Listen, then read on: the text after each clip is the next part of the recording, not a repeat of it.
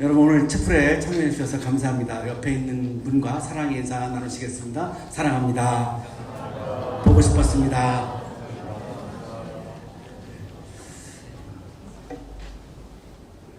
축제 기간이어서 오늘 많이 참여하지 못할 것이다. 우리가 회의하면서 그런 이야기를 나누었는데 오늘 여러분 많이 참여해 주셔서 진심으로 감사드리고 이후에 또 수업이 있는 분들도 계시고 또 우리 팀장님들과 대화가 또 매우 중요하기 때문에 오늘도 역시 이제 20분 안에 끝내야 되는데 참 어렵습니다. 40분 하면 가장 편안하고요. 설교자가 20분 하려면 굉장히 쫓깁니다. 그래서 오늘도 어쨌든 20분 안에 해보도록 하겠습니다.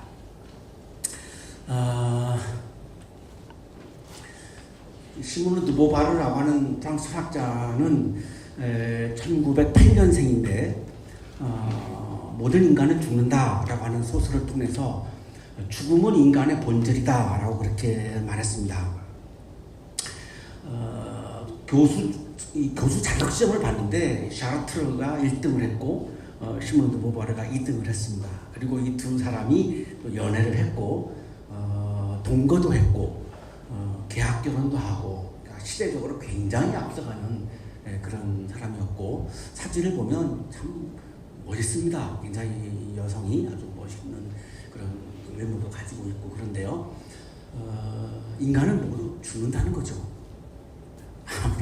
아무리 뭐 불사 약을 먹지만 그 주인공은 600년을 사는데 여기 나오는 주인공이 나중에는 아는 사람도 없고 몸에는 병들고 살아있지만 죽은 것 같은 거거든요. 600년을 사니까 제발 죽게 하려고 막 절규합니다. 이 주인공이.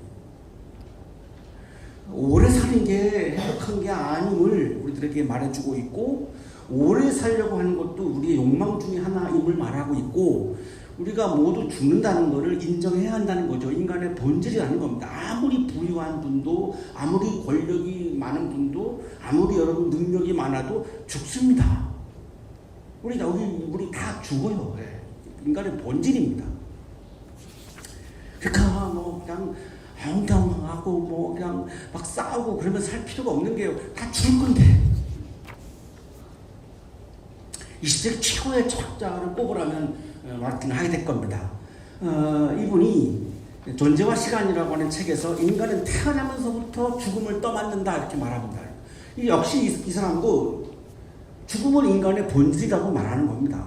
죽음을 피할 수가 없다는 거죠. 죽음은 우리 모두의 운명이라는 겁니다. 이거 벗어날 수 없다는 거죠. 야스퍼스는 이거를 우리들의 한계 상황이다라고 이렇게 말하는데요. 오늘의 우리들의 질문은 그러면 죽음 이후에 어떻게 됩니까? 여러분 많이 궁금해하더라고요. 저한테 많은 제 수업에 들어오는 우리 분들도 많은 질문을 하는 것 중에 하나가 죽으면 어떻게 되죠? 이렇게 묻습니다. 오늘 우리들에게 질문인데 아무도 모릅니다.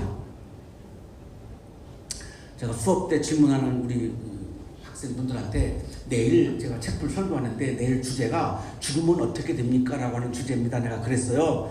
근데 오늘 답하는데 모릅니다. 어떻게 합니까? 죽음을 경험한 사람은 이 세상에 한 사람도 존재하지 않습니다. 우리는 죽음을 경험할 수 없습니다. 죽는 순간 현실에 존재하지 않기 때문에 죽음을 경험할 수 없는 겁니다. 잔 캘리비치라고 하는 프랑스 학자는 그래서 죽음은 흔한 것이다 이렇게 말합니다. 특별한 사건이 아니라는 겁니다. 다 죽는 거고 또 죽음을 경험해서 죽음이 이렇다라고 말을 해주는 사람도 없고 알 수가 없기 때문에 그냥 죽음은 흔한 사건이다 이렇게 말합니다. 누구도 죽음 이유를 말할 수 없다는 거죠. 자, 그래서 이 피블러 로스라고 하는 스위스 출신의 정신과 의사가 죽음을 연구하기 시작했습니다. 궁금하니까 아무도 이걸 얘기해 줄 사람이 없기 때문에 치열하게 죽음을 연구해서 죽음학의 개척자입니다. 이분이 평생 동안 죽음을 연구하고 70대에 세상을 떠납니다. 세상을 떠나면서 마지막 남긴 말입니다. 평생 죽음을 연구한 연구자가 마지막 남긴 말입니다. 나는 은하수로 춤추러 갈 거예요. 그곳에서 노래하고 춤추면 놀 거예요. 우리가 살고 있는 이 현 세계 말고 또 다른 세계가 존재한다고 본 거예요. 죽음은 어떻게 되느냐? 이 세상이 아닌 이 현 세계 세계가 아닌, 현 존재가 아닌 다른 세계에서 다른 존재로 살게 된다, 이렇게 말하는 겁니다. 이분의 결론이에요. 평생 죽음학을 연구하고 내린 결론이 죽음은 끝나는 게 아니고 이 세상에서는 끝나지만 다른 세계로 이동해 간다는 거죠. 다른 세계로 이동해 가서 이런 존재가 아니고 다른 형태의 존재로, 이런 존재가 아니고 다른 형태의 존재로 다른 세계에서 또 다른 삶을 시작한다. 이게 이분의 결론이에요. 장례식을 하는데 관에서 준비했던 나비가 큰 날아오르고 조문객들에게 모두 봉투를 나눠줬는데 그 봉투 안에 나비가 있었습니다. 이 관에서 나비가 날아오르니까 이 조문객들이 다 일제히 봉투를 열어요. 그 나비가 쫙 날아오릅니다. 이 큐블러 로스가 연출한 거예요. 이렇게 해달라고, 장례식할 때. 왜 그랬을까요? 이걸 설명하기 참 어려우니까 이거를 이 퍼포먼스를 통해서 얘기해주고 싶었던 거예요. 지금 내가 관 속에 누워있는데 나비가 날아오르는 것처럼 죽은 이 존재가 아닌 다른 형태의 존재로 새로운 세계에서 새로운 삶이 시작되는 겁니다. 이거를 말하고 싶어서 이런 나비 연출을 했던 거죠. 자, 이분의 이야기를 종합하면, 요약하면 죽음은 끝나는 게 아니라 새로운 시작이라고 하는 거고, 이걸 우리가 신앙적으로 해석하면 하나님의 세계 안에는 죽음이 존재하지 않는다는 겁니다. 하나님에게는 죽음이 없어요. 우리 인간에게만 있지. 하나님의 안에는 죽음이라고 하는 것 자체가 존재하지 않죠. 내가 하나님의 존재 안에 머물면, 내가 하나님의 존재 안에 존재하면 죽음으로 내 삶이 끝나지 않는 거예요. 하나님 안에는 죽음이 없기 때문에. 그래서 하나님은 나의 삶도 주관하지만 나의 죽음도 주관하는 분이라는 겁니다. 오늘 우리가 창세기부터 쭉 시작해서 지금 한 주에 성경 한 권씩 가장 대표적인 본문, 대표적인 인물을 꼽아서 영성의 차원에서 말씀을 묵상하고 있는데, 지난 시간에 사무엘 하를 묵상했어요. 다윗의 하나님을 기뻐하는 영성, 물질과 권력을 기뻐하는 것이 아니라 하나님을 기뻐하는 영성을 봤죠. 다윗이 핵심이거든요, 사무엘 하에서는. 자, 오늘 열왕기 상인데, 열왕기 상에서 가장 핵심 인물은 엘리야라고 하는 예언자입니다. 이 엘리야의 영성을 지금 우리가 묵상하려고 하는데, 이 엘리야가 갈멜산에서, 우리 크리스찬들은 잘 아실 텐데, 바알의 예언자들과 450대 1에서 멋지게 승리를 하죠. 그리고 사르밧이라고 하는 곳으로 이동을 해요. 사실은 피한 겁니다. 이 아합 왕이 막 죽이려고 했거든요. 그 유명한 악녀 이세벨과 아합 왕이 자기 예언자들을 450명을 다 죽게 하니까 이 멜리야를 죽이려고 해요. 그러니까 이 사르밧으로 피신한 거죠. 사르밧에 갔더니 한 가난한 과부가 살았어요. 근데 그 집에 들어가라는 거예요. 하나님이 그렇게 인도하신 거죠. 그래서 이 가난한 과부가 사는 사르밧 여인의 집에 들어갔는데, 이 집에 외아들이 있는데 이 외아들이 죽은 겁니다. 이 엄마가 어땠을까요? 난 여러분에게 정말로 부탁하고 싶은 게 있는데, 부모님보다 먼저 가지 마요. 그건 안 돼. 그건 부모님의 마음이 정말 찢어지는 겁니다. 부모 입장에서. 그러니까 막 함부로 몸 굴리지 말고, 축제라고 막 과음하지 말고 건강 관리를 잘 하셔야 돼요. 부모님보다 먼저 가는 건 진짜 안 돼. 그건 하면 안 돼요. 생각을 해보세요. 그 부모님 마음이 어떻게 했는지. 아무리 여러분이 부모님과 사이가 안 좋아도 그 부모님 마음은 표현할 수가 없는 거예요. 그 찢어지는 마음이. 이 여인이 얼마나 이 마음이 찢어지겠습니까? 아들이 자식이 하나밖에 없는데 이 죽었어요. 이걸 어떻게 이걸 표현합니까? 이 아픔을. 이 여인이 엘리야에게 이렇게 말하죠. 내 죄 때문에 죽었어요. 다 내 잘못이에요. 자책하는 거예요. 내가 죄가 많아서 내 아들이 죽었습니다. 왜 이런 말을 했을까요? 그 고대에는 고난이 오는 거는 죄 때문이다라고 하는 인식이 팽배했거든요. 그게 모든 고난은 죄에서 온다 이렇게 인식을 했으니까 이 여인도 내가 죄가 많아서 내 자식이 죽었어요. 지금 이렇게 얘기하는 거예요. 이때 엘리야가 아들을 달라고 해가지고 아들을 안고 다락방으로 올라가요. 다락방에 올라가서 뉘어놓고 하나님께 이제 부르짖죠. 하나님, 왜 이 어린아이를 데리고 가십니까? 이 엄마의 마음이 지금 어떻습니까? 이 아이가 뭐가 이렇게 죄가 많습니까? 그리고 몸 위에다가 이렇게 엎드려가지고 몸을 포개요. 자신의 생명과 이 아이의 생명이 일치하기를 바라는 그런 마음에서 나온 행위입니다. 이렇게 몸을 포갠 거죠. 그리고 부르짖어요. 주 나의 하나님, 제발 이 아이의 호흡이 되돌아오게 하여 주십시오. 여기서 호흡이 히브리어로 네피슈라고 하는 단어인데 이거를 그리스어로 옮긴 말이 푸시케고, 그래도 여러분 와닿지 않죠. 여러분 잘 알고 있는 영어로 옮기는 soul입니다. soul. 여기서 말하는 이 네피시 호흡은 단순히 이렇게 숨 막힌다 할 때 숨을 말하는 게 아니고 생명 전체를 의미하는 단어입니다. 생명 전체. 이 아이의 생명이 돌아오게 해 주십시오. 이 생명의 주관자가 하나님이잖아요. 이 생명은 하나님께서 다 주관하고 계시고 이 생명의 주인이 하나님이잖아요. 이 생명이 살아나게 해 주십시오. 저 엄마를 보십시오. 얼마나 마음이 찢어지는지. 죽음 너머의 새로운 생명을 다시 일으켜 달라고 절규한 거죠. 간절히 기도한 거죠. 이때 하나님이 엘리야의 부르짖음을 들으시고 그 아이의 호흡을 되돌아오게 해주셔서 이 아이가 살아납니다. 이안 프로박이라고 하는 성서 주석가가 이걸 이렇게 설명해요. 삶과 죽음을 모두 주관하는 주권자임을 보여주고 있다.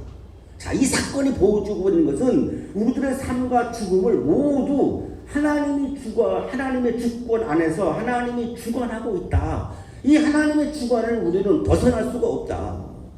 그래서 내 인생이지만 내가 죽는 시점을 내가 정할 수 없어요. 왜? 내 생명을 하나님이 주관하니까 내 인생인데 내 생명인데 내가 결정하지 못하잖아요.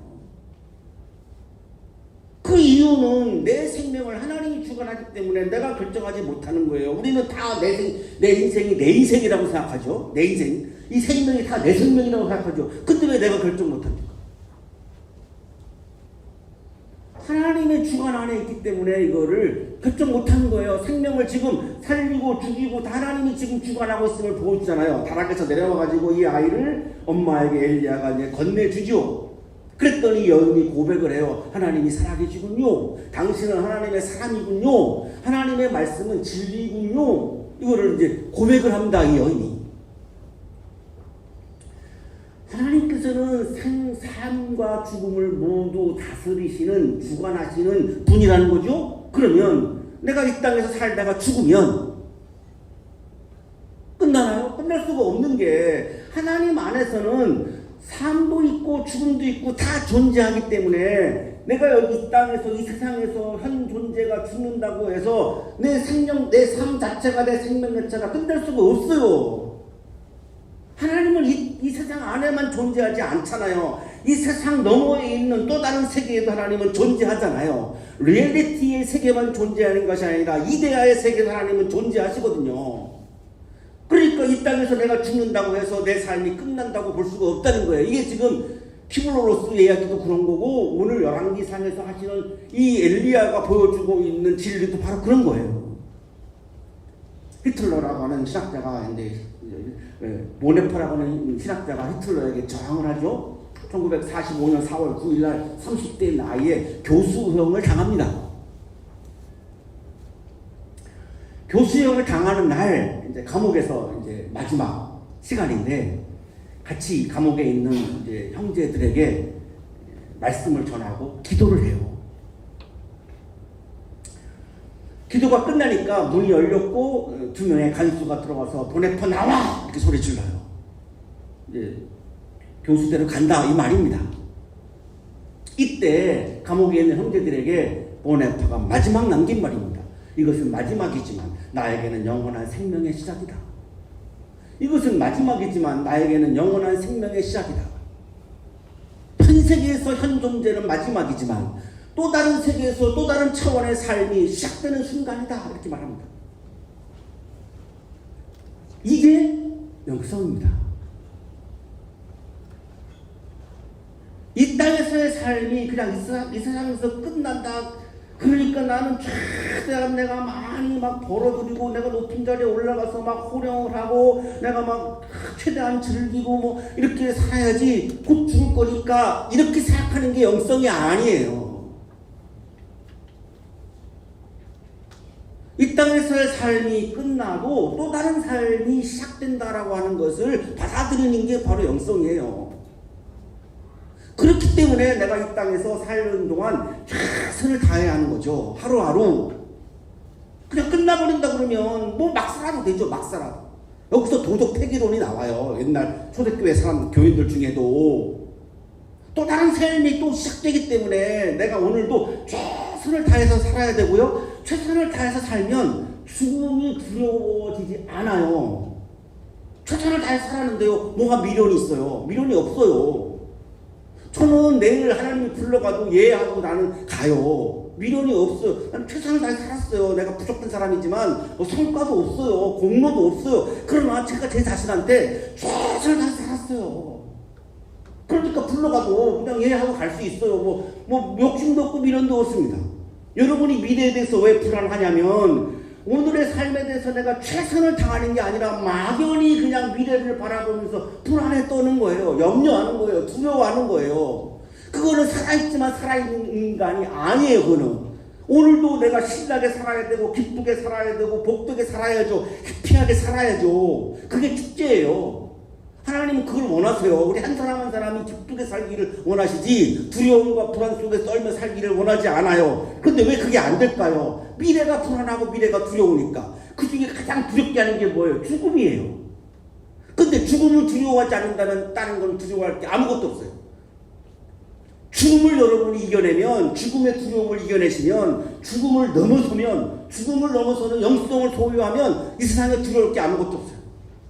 이거를 바울은 이렇게 말하는 거예요. 하늘에 속한 몸도 있고 땅에 속한 몸도 있습니다. 땅에 속한 몸이에요. 이게 지금 땅에 속한 몸이 죽으면 하늘에 속한 몸의 삶이 다시 또 시작된다. 이 말이에요. 이 말이. 바울도 똑같은 말을 하는 거예요. 땅에 속한 몸만 있는 게 아니라 하늘에 속한 몸도 있는데 그건 어떤 형태인데요? 몰라요. 그거는. 알 수가 없어요. 그거는. 하지만 분명히 존재한다는 거죠. 하늘에 속한 몸이. 신령한 몸이, 옛날 성경에는 신령한 몸이, 자연적인 몸이 아닌 신령한 몸이, 약한 몸이 아닌 강한 몸이, 바울이 계속해서 고린도 15장에서 계속 말씀을 합니다. 그렇기 때문에 땅에 속한 몸만 내 인생이 아니고 하늘에 속한 몸도 내 삶이 또 시작되기 때문에 내가 오늘도 최선을 다해서 살아야 하는 것이고, 최선을 다해서 살다가 보면 또 두려움이 와요. 또 무서움이 와요. 그것들이 자꾸 나를 위축시켜요. 그래서 이 채플의 자리는 죽음을 넘어서는 영성을 훈련하는 자리예요. 바로 이 자리가. 목요일 12시에 여기 오셔서 다시 또 이 죽음을 넘어설 수 있는 영성을 또 훈련하셔서 또 여러분 강의실에 가서 또 치열하게 공부하고 삶의 현장에 가서 치열하게 봉사도 하고 사랑의 실천도 하고 하다가 또 내가 영성이 또 내가 이게 떨어져가지고 내가 또 무서움과 두려움이 찾아오면 또 여기에 와서 또 다시 또 영성을 다시 또 새롭게 하고 이게 계속 순환되어야만 여러분이 이 학기 동안에 지적으로 영적으로 성장할 수가 있고 여러분이 앞으로 살아가면서 얼마나 많은 장애와 얼마나 많은 시련이 기다리고 있는데요. 말할 수 없는 어려움과 시련들이 여러분 앞에 기다리고 있어요. 이거를 시련의 불가피성이라고 얘기하죠. 빅터 프랭클은. 그거를 어떻게 이겨낼 겁니까? 이게 중요하잖아요. 어떻게 이겨낼 겁니까? 죽음을 넘어서는 영성으로 이겨낼 수 있다는 거죠. 사랑하는 환양 가족 여러분, 죽음은 끝이 아니고 하나님 안에서 열리는 또 다른 차원의 삶입니다. 죽음은 두려움의 벽이 아니라 하나님의 생명으로 들어가는 문입니다. 죽음을 두려워하지 않을 때 이 세상에서 어떤 상황도 두려워하지 않고 내가 당당하게, 신나게, 따뜻하게, 힘차게, 인간답게 살아갈 수 있어요. 하나님께서 우리와 함께 하신다는 확신 속에서 여러분의 대학 생활이 미래에 대한 막연한 불안과 두려움에 떠는 그런 시간이 아니라 하나님과 이웃을 사랑하면서 기쁨과 자유와 소망으로 채워지는 아름다운 시간과 기쁨의 시간으로 채워지는 이번 학기가 되시기를 간절히 축원합니다.